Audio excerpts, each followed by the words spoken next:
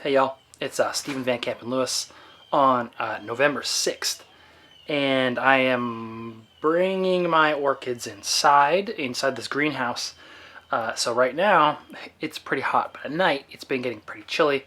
In fact, I was able to bring my Cattleya inside here where they stayed nice and warm at night, but the rest of my collection, all the Cattleyas, stayed outside for the past 3 nights where temperatures have gotten down to about 40 degrees. So, and they were wet the whole time. We had a big rainstorm come through with a cold front and drop a bunch of water on them, and then they've been outside in 40-degree temperature for 3 nights, which is not ideal, but it is what it is. I do not anticipate losing any plants. Those kinds of temperatures for Cattleyas are typically okay, especially for short durations, preferably if they're dry. But since all of my Cattleyas are still in active growth mode, the chance for rot decreases quite a bit. It's really when your Cattleyas are dormant, or really any orchid. It seems like when they're dormant, they are more susceptible to rot.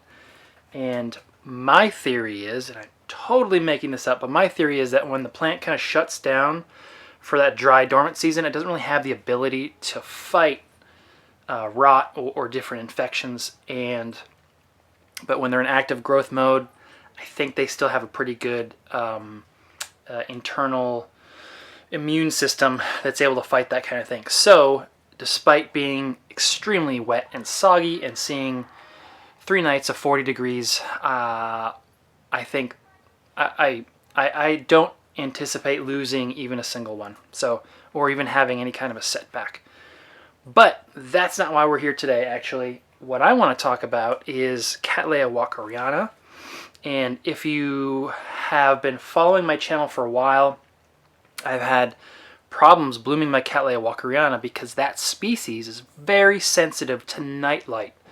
So if you have any kind of a light, whether it's a street light or a neighbor's light or your own lights in your own house, if those night lights are on, your Cattleya walkeriana, if it's not a hybrid, it will bloom. It will not bloom, excuse me.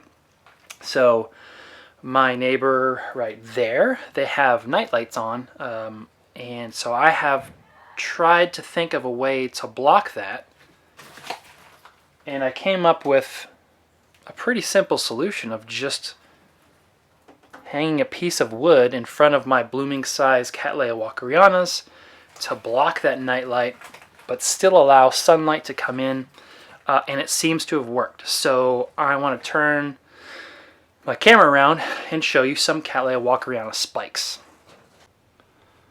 Alright, so real quick, this is the cage where I keep my walkerianas and nobiliores, and then a few things underneath, including a really good size Peristeria elata.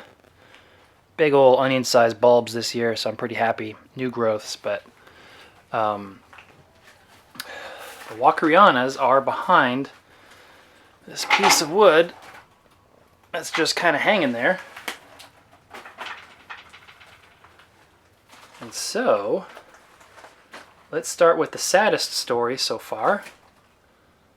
And a walkeriana spike that's been attacked by bugs. As many of you know, I've had major bug issues this year, more so than any other year. And that is the story of my 2021 growing season, sadly. But I was able to save some. So these are my smallest plants. Most of these are from my friend Luis Hamilton Lima, his walkeriana breeding program. And let me show you. Here's a spike, I believe. Of course, as you know, walkeriana blooms on a whole separate growth, so the flowers will not come out of the top like most Cattleyas. They'll create a whole separate growth. So this will be a first bloom, And this is one of Luis's, so it's Teresa Helena by Raphael, by Self. And I have a whole bunch of these, and I am super excited to see these. Luis sent me photos of the parents, and they're both absolutely stunning.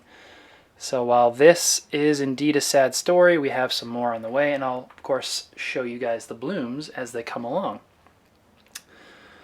This is Brazilian Jewel, and I don't know why I put it here. I think I just accidentally threw it there. In fact, I'm going to put it up here and make room for another walkeriana behind the board.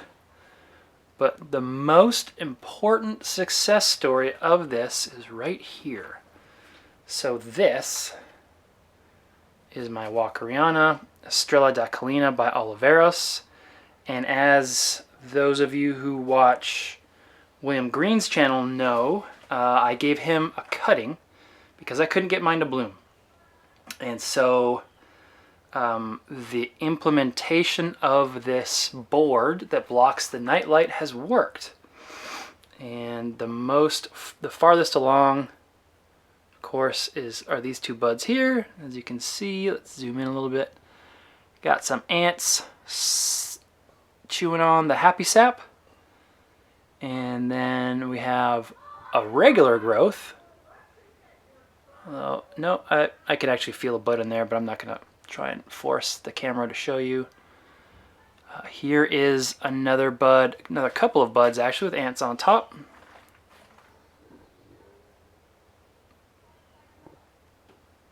And there's another one back here, also with two buds. And also, I don't know why it got dark all of a sudden. There's another one over here that has more buds coming out. So, this is what I'm super excited about. So hopefully in a couple weeks, I will be able to show you this monstrous plant in full bloom with, I think, what should be bright pink flowers. The buds that are coming out here look like they're already colored up pretty nicely. So I'm expecting maybe dark flowers, maybe dark pink. I mean, that would be great. So my experiment has worked. I've got another one here. This is also from Luis. And you can see here, this new growth will probably end up being a bloom spike.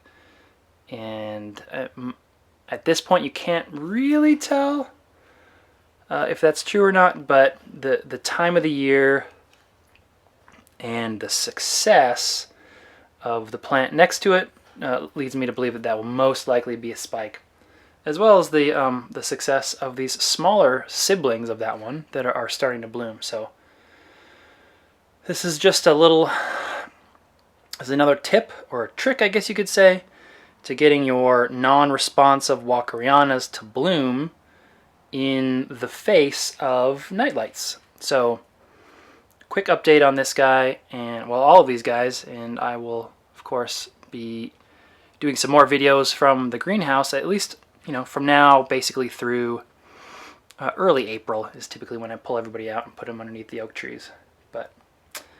And of course in the spring, the nobiliores, which are all these ones in the back, they'll be in a full bloom basically from February to, I don't know, May. Some of them bloom a little later, but you can already see some of them are putting out bloom spikes. Do you see right there? There's a couple of them right there. So that is, and that makes sense. That's my tipo. That's a big one. And that typically blooms before everyone else. So it's already starting to do its thing. Anyway, talk to you guys later.